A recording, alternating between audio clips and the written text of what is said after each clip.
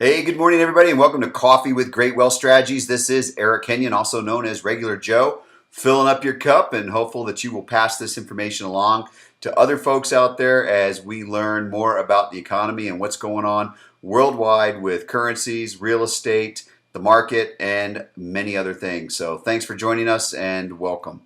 Today we're going to talk about what happened just a couple of days ago with the when the market just dumped all that gold and how buyers are rushing, absolutely, literally running through the gates. We'll talk about this in a second to go grab some of these deals, and we'll see if those are deals right now. So let's jump right into today's article, and it's remember that huge crash from a few days ago, tax day. I don't forget that very easily.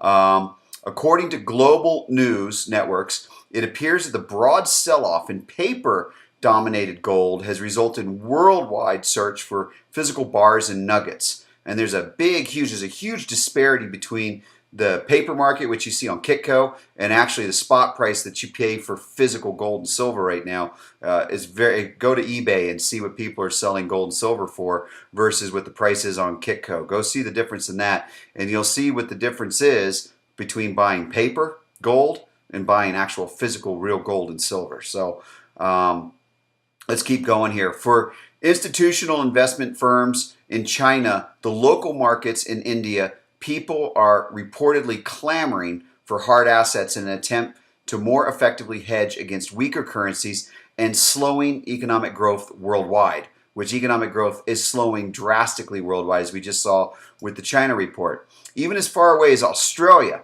individuals are swarming firms that deal with the purchase and sale of physical gold.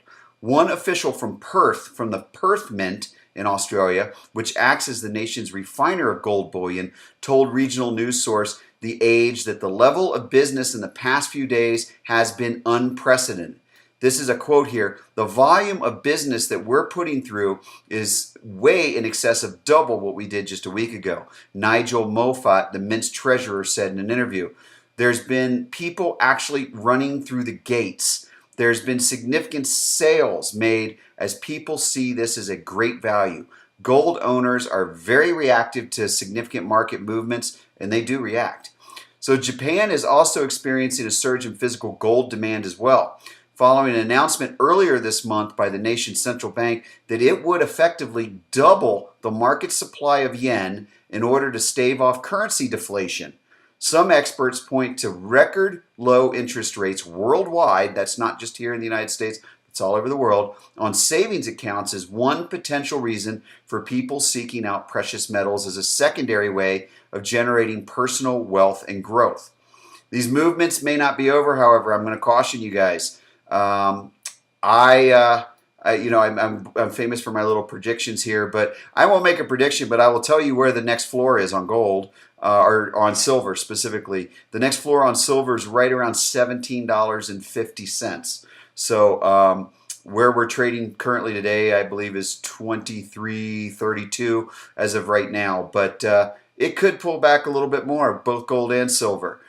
Either way, these are great buying opportunities right now where they are, regardless of these prices, if you actually buy the physical. I always recommend folks, it's not that I recommend you do anything, it's that I personally like to buy gold and silver, and I put it on depository at Diamond State Depository in Rhode Island. It's a very safe place to be able to store your gold and silver, so check those guys out. But anyways, those hoping to hedge against these risks may want to consider alternative forms of investment.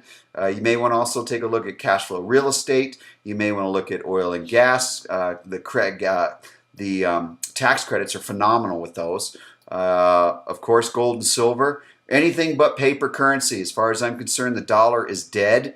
The petrodollar has been destroyed, and that's just the way it is. So good luck out there, guys, and understand that these prices, we may not see these for a while, but there could be some more downside to the market, but there's still going to be a lot of upside based on, here's a little, this is an interesting little tag onto this. When you look at the price of gold, the tangible costs of doing mining operations are right around between right between 1,400 and 1,600. 2012 mining marginal mining costs were right around 1,400. So with inflation and other factors, it's probably between $1,500 and $1,600 marginal mining cost. That's what it costs to actually extract an ounce of gold out of the ground. And so in order for gold prices to stay where they are, that means the tangible cost would have to come down, which that's not a possibility. We've got inflation, the costs are actually going up. So as these marginal mining companies kind of shut down a little bit, and it becomes cost prohibitive for them to actually mine gold and silver and such, what ends up happening is you get a scarcity of resource because it's no longer coming out of the ground. That in itself will push the price up. And we know that it costs, between $1,400 and $1,600 to mine every ounce of gold. They got to get it up a little bit higher. So we've got to have gold and silver back in the ranges of $2,000 an ounce and more, and silver in the $40 to $60 an ounce or more, just because of market conditions. I find this to be very interesting how the gold and silver has dropped so much, and I think it's just I think it's covering the shorts from all the big institutions because they were shorting the metals, and I think it's central banks picking up actual gold and silver, specifically gold, to back their currencies up worldwide. I think that's what's going on right now, and they had to push that price down in order to accumulate the amount that was necessary. So a little tag on there from the article. But enjoy. Thanks a lot. Please pass this on to folks. Once again, this is Coffee with Great Wealth Strategies. Eric Kenyon, Regular Joe, filling up your cup. And thanks for joining us today. Bye-bye.